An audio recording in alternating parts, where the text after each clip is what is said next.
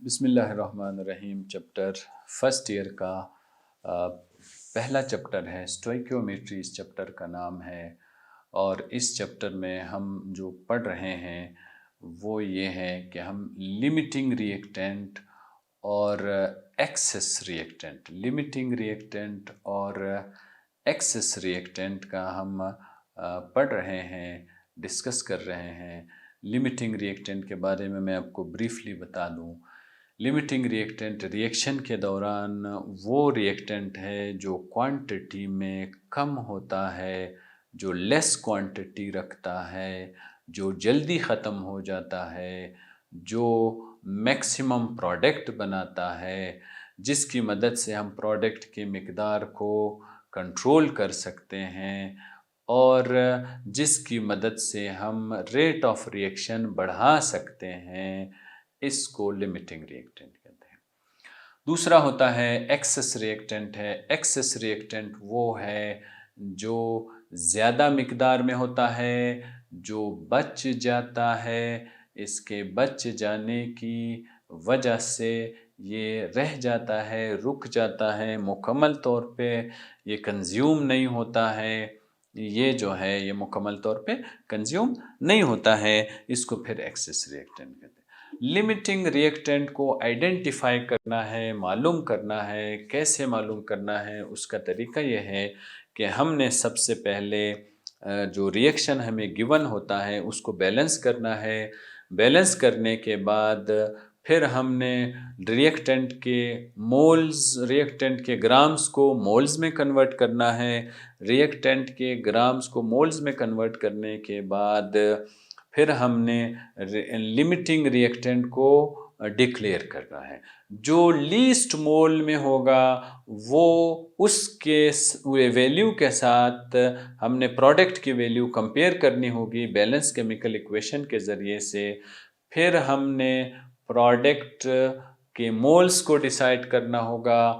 Product के moles को decide करने के बाद फिर हमने ये बता सकते हैं कितने अमाउंट ऑफ प्रोडक्ट हमें मिला है।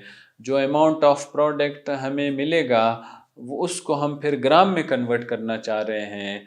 तो ग्राम में कन्वर्ट करने के लिए जो मोल्स प्रोडक्ट का मिला है उसको मल्टीप्लाई करना है उस प्रोडक्ट के मोलर मास के साथ, तो हमारा जो पोर्शन है ये कंप्लीट हो जाता है। आज का जो न्यूमेरिकल का जो पोर्शन है ये प्रीवियस लेक्चर के साथ व्यवस्था है। यहाँ पे क्वेश्चन ये था, natural gas consist primarily of methane, the complete combustion of methane give carbon dioxide gas and water. यहाँ पे ये पूछा हुआ है, how many grams of carbon dioxide gas can be produced when 30 gram of methane and 50 gram of oxygen are allowed to combine. ये portion हमने previous lecture में कर लिया है। आज के लेक्चर में हम ये डिस्कस करने जा रहे हैं, कैलकुलेट करने जा रहे हैं, how many grams of excess reagent are left unreacted after the completion of reaction. आज हमारा ये जो लेक्चर है वो इस पोर्शन के बारे में। अब हमने ये बताना है कि how many grams of excess reagent. अब हमने एक्सेस रिएजेंट का बना। प्रीवियस लेक्चर में हमने ये देखा था कि ऑक्सीजन यहाँ पे लिमिटिंग रिएक्टेंट है। तो इसका मतलब ये हुआ रिएक्शन के दौरान ऑक्सीजन मुकम्मल तौर पे ख़त्म हो जाएगा। जो मीथेन है ये मुकम्मल तौर पे ख़त्म नहीं होगा, ये फिर थोड़ा सा बच जाएगा। हमसे ये पूछा जा रहा है कि कितना बच जाएगा। तो हमने सबसे पहले क्या करना है, इक्वेशन लिखना है, फिर इसको बैलेंस करना है। बैलेंस करने के बाद फिर हमने ये जो है 2 मोल्स, ये 2 मोल ऑफ ऑक्सीजन, ये देखिए ये 2 मोल ऑफ ऑक्सीजन है, ये 2 मोल ऑफ ऑक्सीजन है, react with moles of methane. कितने मीथेन के साथ ये रिएक्ट कर रहा है? कितने मीथेन के साथ? 1 मोल ऑफ मीथेन के साथ रिएक्ट कर रहे हैं। तो हमारे पास अगर 1 मोल ऑफ ऑक्सीजन होता, अगर ऑक्सीजन हमारे पास 1 मोल होता, ये रिएक्ट करता किसके साथ? मीथेन के साथ। फिर क्या होता, ये 1/2 आ जाता, ये 1/2 आ जाता, तो 0.5 आ जाता। तो हमारे पास जो ऑक्सीजन के मोल्स हैं, प्रीवियस लेक्चर के तरफ अगर मैं आपको ले जाऊं, ये देखिए ऑक्सीजन के मोल्स कितने हैं, 1.563 है। तो ये जो मोल्स है 1.563 मोल्स ऑफ ऑक्सीजन, ये रिएक्ट कर रहा है कितने मीथेन के मोल्स के साथ। तो ये जो वैल्यू आ रही है 0.5, इसको मल्टीप्लाई करना है 1.5 से, तो हमारे पास जो वैल्यू आ गई है वो आ गई 0.78। इसमें हम क्या बताना चाह रहे हैं, हम ये बताना चाह रहे हैं कि कितना मीथेन खर्च हो गया है। देखें, दो दो मोल मीथेन है, 2 मोल मीथेन में कितना मीथेन खर्च हो रहा है, 1 मोल मीथेन खर्च हो रहा है। 2 मोल मीथेन के साथ 1 मोल मीथेन जो है वो ये कंज्यूम हो रहा है। लेकिन हमारे पास रिएक्शन में एक्चुअल में कितने हैं, एक्चुअल में 2 मोल नहीं है, एक्चुअल में तो 1.5 है, क्योंकि 50 ग्राम ऑक्सीजन लिखा हुआ है। तो हमारे पास जो टोटल मोल्स है 1.5 है। इसलिए अब हम ये देखना चाहते हैं, अगर हमारे पास 1.5 मोल्स होते हैं, फिर 1.5 मोल्स है, तो फिर कितना मीथेन खर्च हो जाएगा, तो 0.78 मोल्स मीथेन का खर्च हो जाएगा। अब हम ये ढूंढने जा रहे हैं कि कितना बच गया है, मीथेन कितना बच गया है। तो number of moles of methane है, इसकी स्टार्टिंग क्वांटिटी क्या थी, 1.87। ये कहाँ से आया, ये देखें, ये 1.875 ये स्टार्टिंग क्वांटिटी है। तो ये स्टार्टिंग क्वांटिटी है। कंज्यूम क्वांटिटी अब हमने लिख दी है, ये कंज्यूम क्वांटिटी होगी। दोनों को हमने क्या किया, माइनस कर दिया, तो हमारे पास ये वैल्यू आ गई है। अब ये जो वैल्यू आई है ये एक्सेस मीथेन की, ये एक्सेस रिएजेंट है, ये मोल में गिवन है, हम इसको ग्राम में कन्वर्ट करना चाह रहे हैं। तो मोल ऑफ मीथेन लिखते हैं, मोलर मास लिखते हैं। मीथेन का मोलर मास कितना है, 16 है, एक कार्बन का 12 है, 4 हाइड्रोजन है, 16 है, इन दोनों को मल्टीप्लाई कर दिया। इस मल्टीप्लाई करने के बाद हमारे पास जवाब आ रहा है 17.5 ग्राम। इसका मतलब यह है कि अगर हम 50 ग्राम अगर हम 50 ग्राम ऑक्सीजन लेते हैं, 30 ग्राम मीथेन लेते हैं। देखिए, लेक्चर को अगर आप रिकॉल करते हैं तो आपको एक बात याद आ रही होगी कि मैंने आपसे लेक्चर में ये डिस्कस किया है कि आपने ग्राम्स को नहीं देखना है। हालांकि अगर आप ग्राम्स को देख के लिमिटिंग रिएक्टेंट आप अगर डिसाइड करते हैं, इसका मतलब यह है कि तो मीथेन ग्राम्स में कम है, तो मीथेन को लिमिटिंग रिएक्टेंट होना चाहिए था। लेकिन अभी हम पढ़ के आ रहे हैं कि मीथेन लिमिटिंग रिएक्टेंट नहीं है, मीथेन एक्सेस रिएक्टेंट है। मीथेन एक्सेस रिएक्टेंट है, बच जाता है। देखें, 30 ग्राम मीथेन यूज़ हो रहा है रिएक्शन के दौरान, स्टार्टिंग पॉइंट है, लेकिन आखिर में जाके देखें 17.5 ग्राम मीथेन बच जाता है। ये देखिए, ये बच गया है। तो इससे ये बात सामने आ रही है कि ग्राम की वैल्यू को देख के हमने लिमिटिंग रिएक्टेंट डिसाइड नहीं करना है, बल्कि हमने इन ग्राम की वैल्यू को मोल्स में कन्वर्ट करने के बाद फिर हमने ये डिसाइड करना है। इसके बाद जो हमारा जो नेक्स्ट टॉपिक है, उस टॉपिक का नाम है परसेंटेज यील्ड। परसेंटेज यील्ड को समझने से पहले मैं आपको एक बार फिर इस लेक्चर के तरफ लेके जाऊंगा। यहाँ पे जो कार्बन डाइऑक्साइड गैस के बारे में हम पढ़ रहे थे, ये जो कार्बन डाइऑक्साइड गैस है, ये देखें इस रिएक्शन के दौरान यहाँ लिखा हुआ है कि how many grams of carbon dioxide gas, यानी प्रोडक्ट के वजन को यील्ड कहते हैं। प्रोडक्ट का जो वजन है, ग्राम ऑफ प्रोडक्ट कितना है जो है उसको यील्ड कहते हैं। यानी इस रिएक्शन के दौरान कितना कार्बन डाइऑक्साइड गैस बना है, तो हम कहते हैं इस रिएक्शन के दौरान जो कार्बन डाइऑक्साइड गैस जो बना है वो कितना है 34.39 ग्राम है, इसको यील्ड कहते हैं।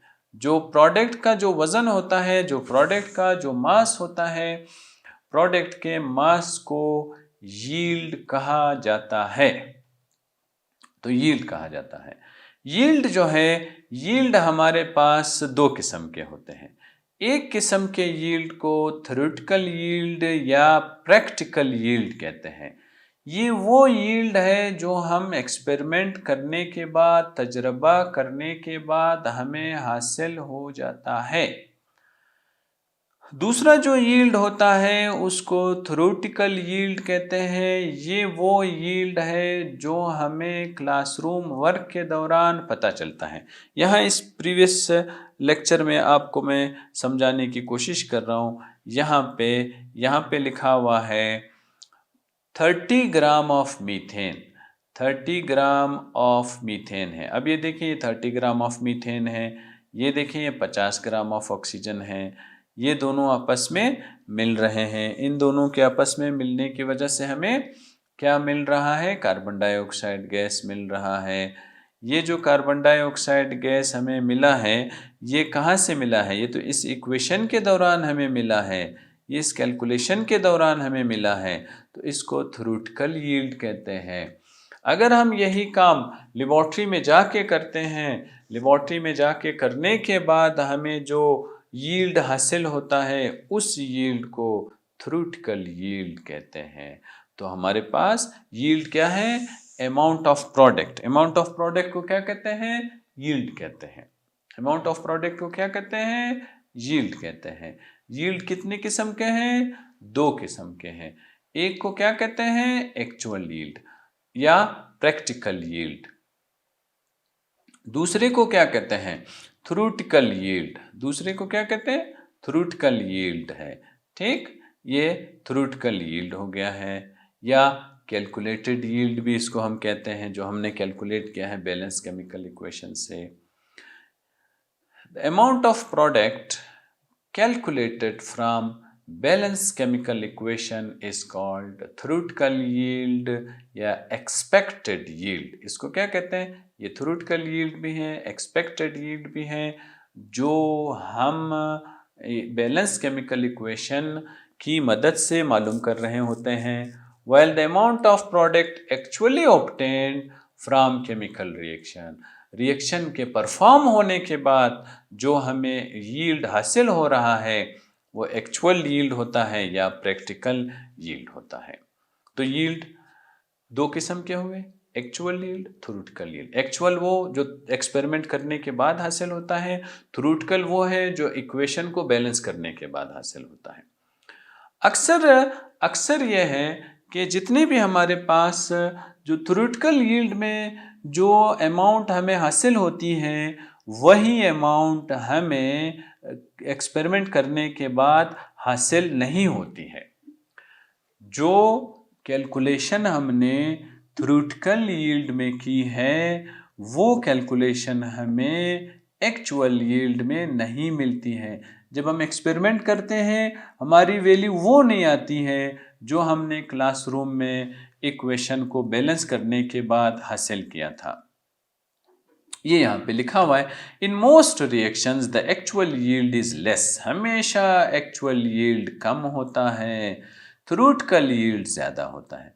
हमेशा एक्चुअल यील्ड कम होता है, थ्योरेटिकल यील्ड ज़्यादा होता है। उसकी क्या वजह है? एक वजह तो ये है कि in some reaction the products formed में react further among themselves or with the reactants that give byproduct other than the main product। अब इस सेंटेंस का क्या मतलब? इसका ये मतलब है, इस सेंटेंस का ये मतलब है कि रिएक्टेंट हमने मिला दिया, रिएक्टेंट के मिलाने के बाद प्रोडक्ट बन गया। प्रोडक्ट जो बन गया है, कभी कभी ऐसा भी होता है वो प्रोडक्ट खुद आपस में मिलने लगते हैं।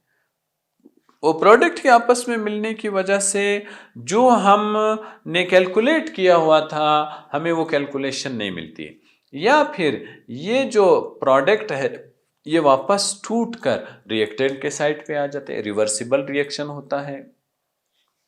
या फिर ऐसा भी होता है रिएक्टेंट आपस में मिल गए, हम जो एक्सपेक्ट कर रहे थे कि ये प्रोडक्ट बनना चाहिए उसके साथ साथ कोई और प्रोडक्ट भी बन जाता है, उसको बाय प्रोडक्ट कहते हैं।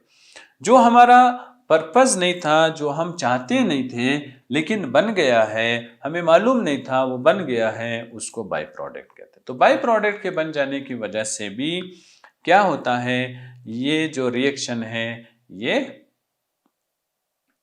एक्चुअल यील्ड कम हो जाता है, थ्योरेटिकल यील्ड ज्यादा हो जाता है। बहुत सारे रिएक्शंस है वो रिवर्सिबल है। रिवर्सिबल का ये मतलब है रिएक्टेंट प्रोडक्ट में कन्वर्ट हुआ, प्रोडक्ट वापस रिएक्टेंट में टूट के आ गया, इसको रिवर्सिबल रिएक्शन कहते हैं। They do not go to completion, ऐसे रिएक्शन कंप्लीट नहीं हो रहे होते हैं। रिएक्टेंट प्रोडक्ट में गया, प्रोडक्ट फौरन टूट के रिएक्टेंट में आ गया, जो ही इक्विलिब्रियम आ गया टूटते चले जाते हैं। In these reaction, the product form react to produce the original reactant, वापस ओरिजिनल रिएक्टेंट में आ जाते हैं। इसके अलावा जो रिएक्टेंट में इम्प्योरिटीज मौजूद है, उन इम्प्योरिटीज की वजह से भी, इम्प्योरिटीज को हम देखते हैं, उन इम्प्योरिटीज की वजह से भी ये जो एक्चुअल यील्ड होता है वो कम होता है, थ्योरेटिकल यील्ड ज़्यादा होता है। Some amount of reactant remains unreacted at the end of the reaction। हमने तो थ्योरेटिकली क्या किया था, अभी अभी प्रीवियस लेक्चर में आपको याद होगा, एक रिएक्शन हमने प्रीवियस लेक्चर में पढ़ा है कि मीथेन गैस है, ऑक्सीजन के साथ रिएक्ट कर रहा है। अब ये जो मीथेन गैस है ये मुकम्मल तौर पे रिएक्शन में हिस्सा नहीं ले रहा है, इसके कुछ ग्राम्स रह जाते हैं। ये बात यहाँ पे आपको बताई जा रही है कि some amount of reactant remains unreacted at the end of the reaction. Reaction के एंड में कुछ अमाउंट बच जाता है जो कि रिएक्शन में हिस्सा नहीं लेता है। Loss of product during separation, ऐसा भी होता है, हमें प्रोडक्ट मिल गया, प्रोडक्ट के मिल जाने के बाद अभी तक हमने वज़न नहीं किया है, लेकिन हम जो सेपरेशन का प्रोसेस कर रहे हैं, हम जो फिल्ट्रेशन का प्रोसेस कर रहे हैं, हम जो वॉशिंग प्रोसेस कर रहे हैं, हम जो ड्राइंग प्रोसेस कर रहे हैं, जो डिस्टिलेशन और क्रिस्टलाइजेशन का जो प्रोसेस कर रहे हैं, ये जो प्रोसेस के दौरान भी हमसे रिएक्टेंट लॉस हो सकता है। ये जो प्रोसेस के दौरान भी हमसे रिएक्टेंट लॉस हो सकता है। रिएक्टेंट के लॉस हो जाने की वजह से जो प्रोडक्ट की मिकदार है वो मिकदार वही नहीं रहती है जो होना चाहिए था। इस वजह से ये जो हम परसेंटेज यील्ड हम पढ़ते हैं उसमें फिर ये होता है कि हम फिर परसेंटेज यील्ड मालूम कर लेते हैं। देखें यील्ड क्या है, द अमाउंट ऑफ प्रोडक्ट, हमारे पास जो प्रोडक्ट मौजूद है उस प्रोडक्ट को हम क्या कहते हैं, द अमाउंट ऑफ प्रोडक्ट को हम कहते हैं कि ये यील्ड है। यील्ड कितने किस्म का है, दो किस्म का है। कौन कौन सा है, एक को एक्चुअल यील्ड कहते हैं। एक्चुअल यील्ड कौन सा होता है, एक्चुअल यील्ड वो होता है जो कि लेस इन क्वांटिटी होता है। एक्चुअल यील्ड वो है जो हम लेबॉर्ट्री में जाके बना रहे होते हैं, उसके बाद जो प्रोडक्ट मिल गया है वो एक्चुअल यील्ड है। थ्योरेटिकल यील्ड कौन सा है, थ्योरेटिकल यील्ड वो है जो हमें बैलेंस केमिकल इक्वेशन की मदद से मिलता है। अक्सर एक्चुअल यील्ड मिकदार में ज़्यादा होता है, थ्योरेटिकल यील्ड मिकदार में कम होता है। इसके कम होने की वजह ये है कि नंबर 1 हम ये जो बाई प्रोडक्ट बन रहा होता है, बाई प्रोडक्ट, दूसरी वजह रिवर्सिबल रिएक्शन हो रहा होता है, तीसरी वजह इम्प्योरिटीज़ रिएक्टेंट में मौजूद होते हैं, चौथी वजह जो अमाउंट है मुकम्मल तौर पे रिएक्ट नहीं कर रहा होता है, पांचवी वजह क्या है, सेपरेशन है, फिल्ट्रेशन है, वॉशिंग है। ये जो प्रोसेस हो रहा है इस प्रोसेस के दौरान कुछ लॉस हो जाता है। तो हम फिर क्या करते हैं, हम फिर परसेंटेज यील्ड मालूम करते हैं। परसेंटेज यील्ड क्या है, जो एक्चुअल यील्ड हमें हासिल हुई है और जो थ्योरेटिकल यील्ड हमने बैलेंस केमिकल इक्वेशन के ज़रिए से मालूम की हैं, इन दोनों को डिवाइड करते हैं, फिर 100 से मल्टीप्लाई करते हैं, इसको परसेंटेज यील्ड करते हैं। परसेंटेज यील्ड की मकसद क्या है, क्यों परसेंटेज यील्ड हम मालूम करते हैं? क्योंकि अक्सर एक्चुअल यील्ड और थ्योरेटिकल यील्ड के वैल्यूज़ में फ़र्क आ रहा होता है। इस फ़र्क की वजह से हम परसेंटेज यील्ड मालूम करते हैं। परसेंटेज यील्ड जो है, परसेंटेज यील्ड की इम्पोर्टेंस क्या है, इसकी सिग्निफिकेंस क्या है, ये हमारे किस काम आता है? Percentage yield show efficiency of reaction. Percentage yield की मदद से हमें बहुत सारी मालूमात हासिल हो रही होती हैं। कैसी मालूमात हमें हासिल हो रही है? हमें ये पता चलता है कि हमने जो रिएक्शन किया है, ये इसमें जो परसेंटेज यील्ड है वो कितना आ रहा है। अगर परसेंटेज यील्ड ग्रेटर आ रहा है, इसका मतलब ये है ये बहुत अच्छा रिएक्शन हुआ है, बहुत केयरफुली रिएक्शन हुआ है, इम्प्योरिटीज़ नहीं थे इसमें, रिवर्सिबल रिएक्शन नहीं हो रहा था, बाय प्रोडक्ट नहीं बन रहा है। ये सारी इंफॉर्मेशन हमें परसेंटेज यील्ड को देख के पता चल जाता है। जितनी ज़्यादा परसेंटेज यील्ड होती है, उतना ही इसकी इफ़िशेंसी ज़्यादा है। मैं एक दो मुख्तसर वक्त में आपको परसेंटेज यील्ड और ये बता देता हूँ। The amount of product is known as yield. हमने रिएक्शन किया, रिएक्शन करने के बाद हमें प्रोडक्ट मिला, प्रोडक्ट का जो भी वज़न है, 5 ग्राम, 10 ग्राम, 100 ग्राम, 500 ग्राम, जो वज़न प्रोडक्ट का है, उस प्रोडक्ट के वज़न को क्या कहते हैं, यील्ड कहते हैं। तो यील्ड कितनी किस्म के, 2 किस्म के। एक को क्या कहते हैं, थ्योरेटिकल यील्ड। ये कौन सा यील्ड है, जो हमें क्लासरूम में बैठे बैठे इक्वेशन को बैलेंस करने के बाद हमें पता चलता है। दूसरा क्या है, उसको इसको क्या कहते हैं, एक्सपेक्टेड यील्ड भी कहते हैं, इसको एक्सपेक्टेड यील्ड भी कहते हैं। एक्चुअल यील्ड क्या है, एक्चुअल यील्ड क्या है? एक्चुअल यील्ड वो है जो हम लेबॉर्ट्री में जाके काम कर रहे होते हैं। लेबॉर्ट्री में जाते हैं, लेबॉर्ट्री में जाने के बाद एक्चुअल यील्ड करते हैं। देखो, प्रैक्टिकल वर्क जो करते हैं उसको एक्चुअल यील्ड कहते हैं। हमेशा देखने में आया है कि एक्चुअल यील्ड हमेशा कम होता है, थ्योरेटिकल यील्ड मिकदार में ज़्यादा होता है। वजह क्या है, बाई प्रोडक्ट बन जाता है एक्चुअल में, रिवर्सिबल रिएक्शन होता है एक्चुअल में, इम्प्योरिटीज़ होती हैं एक्चुअल में, कुछ रिएक्टेंट बच जाता है जिसने रिएक्शन में हिस्सा नहीं लिया है, और प्रोडक्ट जो है वो उस प्रोडक्ट के सेपरेशन के दौरान, फिल्ट्रेशन के दौरान, वॉशिंग, ड्राइंग, डिस्टिलेशन, क्रिस्टलाइजेशन के दौरान कुछ प्रोडक्ट हमसे ज़ाया हो चुका होता है। अगर हम परसेंटेज यील्ड, तो फिर हम क्या करते हैं, फिर हम परसेंटेज यील्ड मालूम करते हैं। इस परसेंटेज यील्ड को मालूम करने का तरीका ये है कि हम एक्चुअल यील्ड लेते हैं, फिर थ्योरेटिकल यील्ड लेते हैं, इन दोनों को डिवाइड कर देते हैं, इन दोनों को डिवाइड करने के बाद फिर 100 से मल्टीप्लाई कर देते हैं। इस वैल्यू को परसेंटेज यील्ड कहते हैं। परसेंटेज यील्ड हमारे किस काम है? परसेंटेज यील्ड हमारे किस काम आती है? परसेंटेज यील्ड की मदद से हमें ये पता चल जाता है कि रिएक्शन की इफ़िशेंसी क्या है, रिएक्शन कितना अच्छा रिएक्शन हुआ है, इसमें इम्प्योरिटीज़ नहीं थी। अगर परसेंटेज की वैल्यू ग्रेटर आ रही है, परसेंटेज यील्ड की वैल्यू अगर ग्रेटर आ रही है, इसका मतलब ये है कि हमारे पास जो केमिकल्स मौजूद थे वो उसके अंदर इम्प्योरिटीज़ बहुत कम थे और रिवर्सिबल रिएक्शन नहीं हुआ है, बाई प्रोडक्ट नहीं बना है, कैलकुलेशंस बहुत अच्छे हुए हैं, सेपरेशन का प्रोसेस बहुत अच्छा हुआ है, डिस्टिलेशन का प्रोसेस बहुत अच्छा हुआ है, ड्राइंग का प्रोसेस बहुत अच्छा हुआ है, वॉशिंग का प्रोसेस बहुत एहतियात से हुआ है। इन सारी बातों के बारे में हमें परसेंटेज यील्ड से इसकी सिग्निफिकेंस का पता चल जाता है।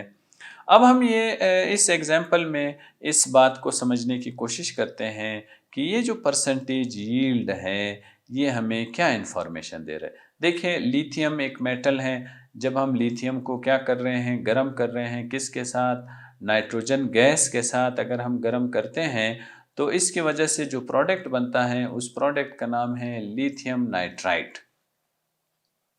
लिथियम नाइट्राइड बन रहा है। ये जो लिथियम है ये नाइट्राइड है, ये N2 ये गैस की वजह से है, ये गैस है। जब ये दोनों आपस में मिलते हैं तो इनके मिलने के बाद ये जो नाइट्रोजन का जो ऑक्सीडेशन नंबर होता है वो लिथियम के नीचे लिखा जाता है, लिथियम का जो ऑक्सीडेशन नंबर होता है वो नाइट्रोजन के नीचे लिखा जाता है। लिथियम का ऑक्सीडेशन नंबर 1 है इसलिए नाइट्रोजन के नीचे लिखने की ज़रूरत नहीं है। नाइट्रोजन का जो ऑक्सीडेशन नंबर है वो 3 है इसलिए लिथियम के नीचे लिखा जाता है। तो हमने इसको लिखने के बाद फिर इसको बैलेंस करते हैं। लिथियम देखें 3 टाइम्स तो ये हैं, फिर उसके बाद हमने नाइट्रोजन को 2 टाइम्स करवाना है, नाइट्रोजन 2 टाइम्स है, यहाँ नाइट्रोजन 1 टाइम है, तो हमने इसके सामने 2 लिख देते हैं तो ये नाइट्रोजन 2 टाइम्स हो जाएगा। साथ में ये जो लिथियम है ये 6 टाइम्स हो गया, ये देखें लिथियम के सामने 6 लिख दिया। ये हो गया है इक्वेशन को बैलेंस करना। दूसरा जो पॉइंट आता है वो ये है कि हम लिथियम 30 ग्राम ले रहे हैं, फिर जो है ये नाइट्रोजन के साथ रिएक्ट कर रहा है।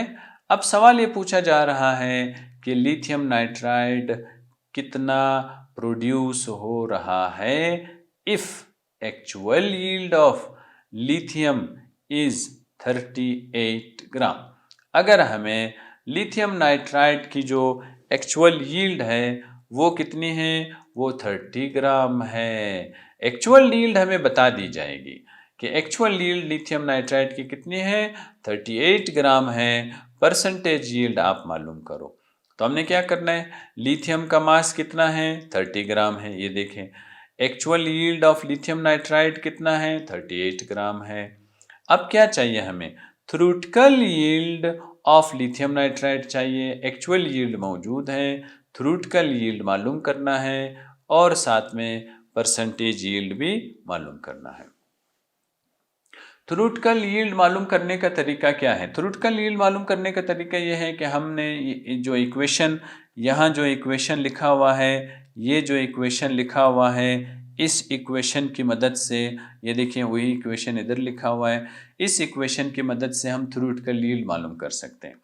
कैसे मालूम कर सकते हैं, यहाँ हमने लिथियम का मास मालूम करना है, पीरियोडिक टेबल से उसको 6 के साथ मल्टीप्लाई कर देना है। यहाँ लिथियम का मास पीरियोडिक टेबल से मालूम करना है, 3 से मल्टीप्लाई कर देना है, प्लस करना है। नाइट्रोजन का मास लेना है, इन दोनों को प्लस करने के बाद 2 के साथ मल्टीप्लाई कर देना है। तो ये 42 ग्राम्स लिथियम के लिए आ जाएगा, ये जो 70 ग्राम है लिथियम नाइट्राइड के लिए आ जाएगा। अब हमने बैलेंस केमिकल इक्वेशन की मदद से हमने इसको कैलकुलेट करना है। तो ये जो 42 ग्राम्स हैं, 42 ग्राम्स ऑफ लिथियम है, हम इसको प्रोड्यूस कर रहे हैं। 42 ग्राम ऑफ लिथियम की मदद से लिथियम नाइट्राइड कितने बन रहे हैं, 70 ग्राम बन रहे हैं। हमें अगर 1 ग्राम चाहिए तो फिर कितने लिथियम नाइट्राइड हम बना सकते हैं, 70 को 42 से डिवाइड कर दो, 70 को 42 से डिवाइड कर दो। इनको डिवाइड करने के बाद फिर ये जो 30 ग्राम है, ये कौन सा 30 ग्राम है, ये जो 30 ग्राम है, इस 30 ग्राम के साथ मल्टीप्लाई कर दो। अब आपको जवाब कितना आ रहा है, 50 ग्राम आ रहा है। ये जो 50 ग्राम को क्या कहते हैं, थ्योरेटिकल यील्ड कहते हैं। एक्चुअल यील्ड कितना है देखें, 38 है। एक्चुअल यील्ड देखें 38 आ रहा है, लेस आ रहा है। थ्योरेटिकल यील्ड कितना आ रहा है, 50 आ रहा है। अब हम क्या करेंगे, परसेंटेज यील्ड मालूम करना है, तो एक्चुअल यील्ड को यहाँ लिखेंगे, 38 लिखेंगे, थ्योरेटिकल यील्ड को यहाँ लिखेंगे, 50 लिखेंगे, मल्टीप्लाई बाय 100, तो कितना आ जाएगा, 76% आ जाएगा। तो 76% का मतलब है कि परसेंटेज अच्छी है लेकिन इतनी अच्छी भी नहीं है, इतनी अच्छी भी नहीं है।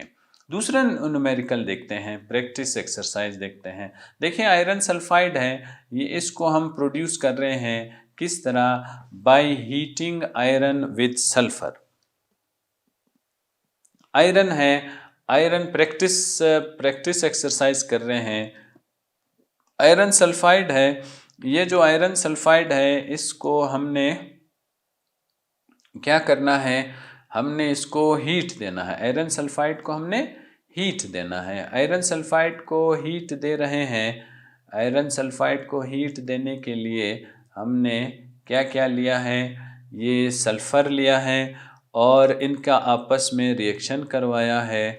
ये रिएक्शन करवाने के बाद अब ये देखें, यहाँ पे आयरन सल्फाइड लिया, आयरन सल्फाइड को प्रोड्यूस करवाना है, आयरन सल्फाइड को बनाना है हमने।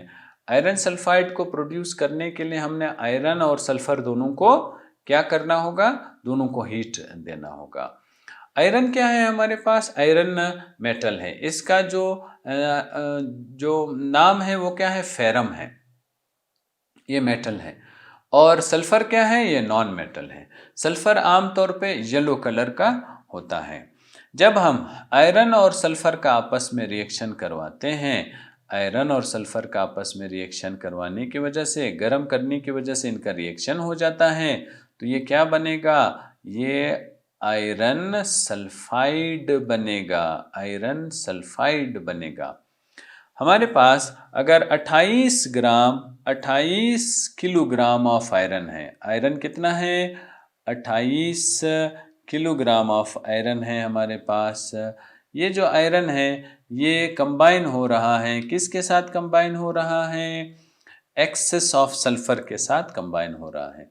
देखिए 28 ग्राम है हमारे पास आयरन है और 40 ग्राम हमारे पास जो है वो आयरन सल्फाइड है। अब हमने क्या करना है, अब हमने परसेंटेज यील्ड मालूम करना है।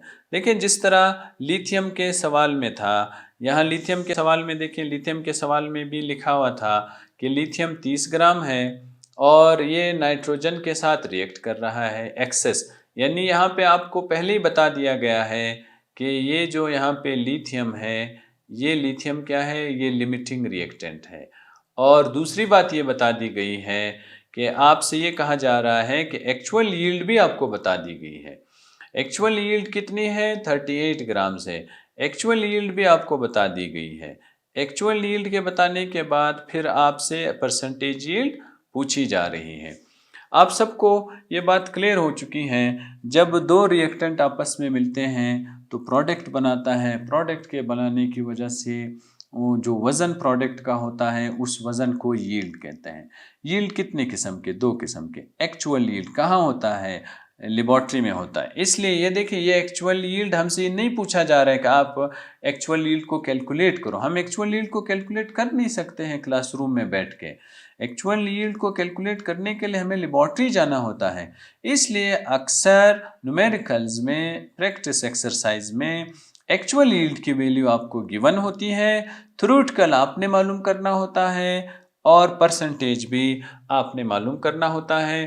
थ्योरेटिकल इक्वेशन के ज़रिए से मालूम कर सकते हैं, परसेंटेज हम इस तरह इसका जो फार्मूला है इसके ज़रिए से हम मालूम कर सकते हैं। सिमिलरली ये क्वेश्चन भी यहाँ पे यही बताया जा रहा है कि आपके पास अगर आयरन सल्फाइड है और वो 28 ग्राम के बराबर है और आयरन है 28 ग्राम के बराबर है, आयरन सल्फाइड है वो जो है वो 40 ग्राम के बराबर है। अब ये दोनों एक दूसरे को हम कैलकुलेट करना चाह रहे हैं। इनको कैलकुलेट करने के लिए हमने सबसे पहले क्या करना होगा, सबसे पहले हमने आयरन का जो मास गिवन है वो मास हमने यहाँ पे लिखना होगा। वो मास हमारे पास देखिए क्वेश्चन में गिवन है वो 28 है और इसके अलावा एक्चुअल यील्ड भी हमें बता दी गई है। वो एक्चुअल यील्ड कितनी है, वो 40 है। हम देखें आयरन का मास लिख रहे हैं और एक्चुअल यील्ड लिख रहे हैं। एक्चुअल यील्ड भी हमें पहले से बता दी जाती है। एक्चुअल यील्ड हम कैलकुलेट नहीं कर सकते हैं, एक्चुअल यील्ड हम कैलकुलेट नहीं कर सकते हैं। एक्चुअल यील्ड हमें हमेशा लेबॉर्ट्री में कैलकुलेट करना होगा। तो न्यूमेरिकल में एक्चुअल यील्ड गिवन होती हैं तो परसेंटेज यील्ड हमने अब कैलकुलेट करने जा रहे हैं। तो सबसे पहला काम क्या है, गिवन मास ऑफ आयरन लिखना होगा। एक्चुअल यील्ड लिखना होगा। अब दो चीज़ें अब अननोन हैं। वो दो चीज़ें क्या है? एक तो थ्योरेटिकल यील्ड अननोन है, दूसरी क्या है? परसेंटेज यील्ड अननोन है। थ्योरेटिकल यील्ड को मालूम करने का तरीका क्या है? थ्योरेटिकल यील्ड को मालूम करने का तरीका ये है कि हमने आयरन लेना है, आयरन का मास पीरियोडिक टेबल से देखना है, 56 मिलेगा। हम यहाँ पे हमें सल्फ़र की ज़रूरत नहीं है, हम सल्फ़र का मास नहीं ले रहे हैं। फिर यहाँ हम आयरन सल्फ़ाइड ले रहे हैं, आयरन सल्फ़ाइड का हम मास ले रहे हैं, वो मास हमें 88 ग्राम मिल रहा है। ये जो दोनों जो वैल्यूज़ हैं, ये दो वैल्यूज़ कौन सी वैल्यूज़ है? ये दोनों वैल्यूज़ थ्योरेटिकल वैल्यूज़ हैं। ये दोनों वैल्यूज़ हमें पीरियोडिक टेबल से देख के पता चला है। अब हम क्या करेंगे? अब हम बैलेंस इक्वेशन, ये देखिए ये वैल्यूज बैलेंस इक्वेशन में है, according to balance chemical equation. ये बैलेंस केमिकल इक्वेशन है।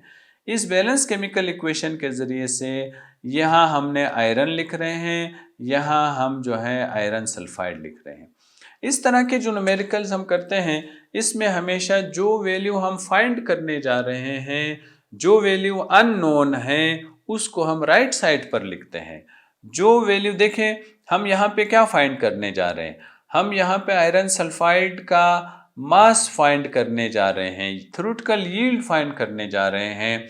इस वजह से इसकी वैल्यू को राइट साइड पर लिखते हैं, और ये जो वैल्यू है जो गिवन है, इसको हम लेफ्ट साइड पर लिखते हैं। तो पहला स्टेप हमने जो लेना है, वो स्टेप हमने लेना है, कहाँ से लेना है? बैलेंस केमिकल इक्वेशन से लेना है। पहला स्टेप हमने बैलेंस केमिकल इक्वेशन से लेना होगा। 56 ग्राम ऑफ आयरन है, 56 ग्राम ऑफ आयरन है, ये हमें 88 ग्राम ऑफ आयरन सल्फाइड बना के दे रहा है। अब अगर हमने 1 ग्राम आयरन की वैल्यू मालूम करना चाहते हैं, तो इस 88 ग्राम को और इस 56 ग्राम दोनों को हमने डिवाइड करना होगा। इन दोनों को डिवाइड करने के बाद फिर हमने 28 ग्राम ऑफ आयरन के साथ मल्टीप्लाई करना होगा। ये जो 28 ग्राम है, ये कौन सी 28 ग्राम है? ये देखिए, ये जो गिवन है, ये गिवन के साथ हमने इसको मल्टीप्लाई करना होगा। गिवन के साथ हमने मल्टीप्लाई कर दिया। गिवन के साथ मल्टीप्लाई करने के बाद जो वैल्यू हमारे पास आ रही है, वो वैल्यू है 44 ग्राम। ये 44 ग्राम क्या है? ये थ्योरेटिकल यील्ड हमें मिल गया है। अब हमारे पास जो एक्चुअल यील्ड है वो कितना है? वो 40 ग्राम है। ये कहाँ से मिला? ये देखें, ये जो 40 है जो क्वेश्चन में गिवन है, ये मौजूद है। ये 40 ग्राम हमें एक्चुअल में गिवन है, थ्योरेटिकल में हमने कैलकुलेट किया है। कितना कैलकुलेट हमने किया है? 44 हमने कैलकुलेट किया है। तो परसेंटेज यील्ड मालूम करने के लिए हमने एक्चुअल यील्ड लेना है, थ्योरेटिकल यील्ड लेना है। दोनों के यील्ड लेने के बाद हमने यहाँ वैल्यूज़ लिखनी है। वैल्यूज़ लिखने के बाद देखें 90.9% परसेंटेज यील्ड आई है। अब अगर हम आयरन सल्फाइड को और लिथियम नाइट्राइड के परसेंटेज को कंपेयर करते हैं, तो लिथियम नाइट्राइड का जो परसेंटेज है ये कम आ रहा है, 76% आ रहा है। जो आयरन सल्फाइड का जो परसेंटेज है वो 90% आ रहा है।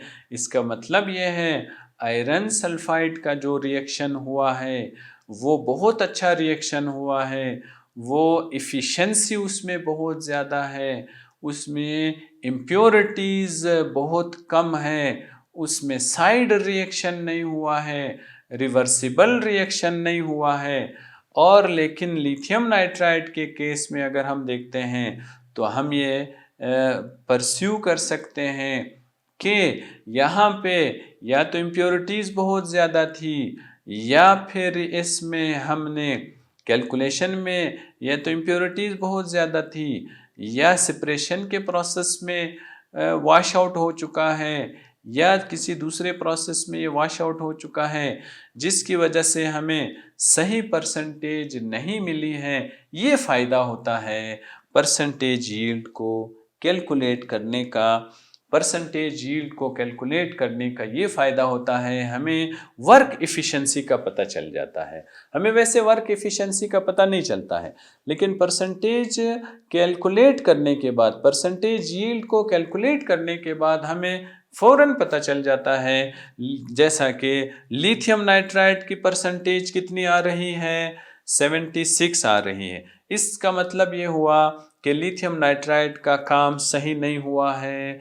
एक्चुअल यील्ड में या तो इम्प्योरिटीज़ मौजूद थी, या इसके वर्किंग के दौरान, प्रैक्टिकल के दौरान ये काम सही नहीं हुआ है, सेपरेशन सही नहीं हुआ है, डिस्टिलेशन सही नहीं हुआ है, क्रिस्टलाइजेशन का प्रोसेस सही नहीं हुआ है, या इसमें वॉशिंग और ड्राइंग का प्रोसेस सही नहीं हुआ है।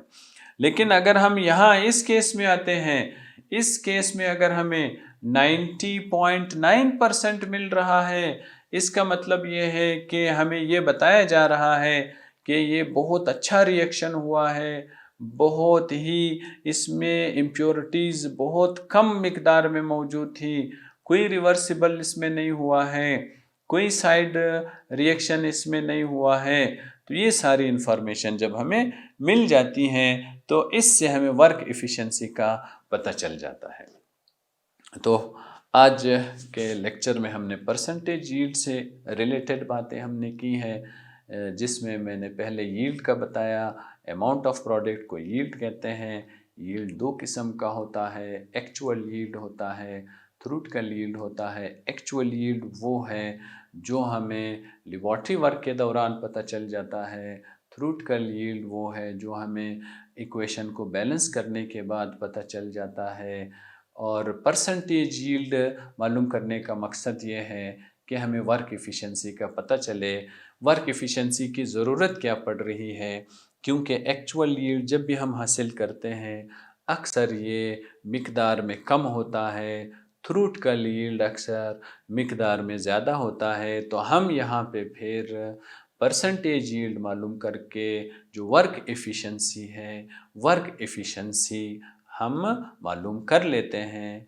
ये सारा जो तरीका है, इसका परसेंटेज मालूम करने का फार्मूला ये है, एक्चुअल यील्ड लेना है, इसको न्यूमरेटर में लिखना है, थ्योरेटिकल यील्ड लेना है, इसको डिनोमिनेटर में लिखना है, और इसको 100 के साथ मल्टीप्लाई करना है। ये पूरे का पूरा हमारा आज का लेक्चर था। अल्लाह हाफ़िज़।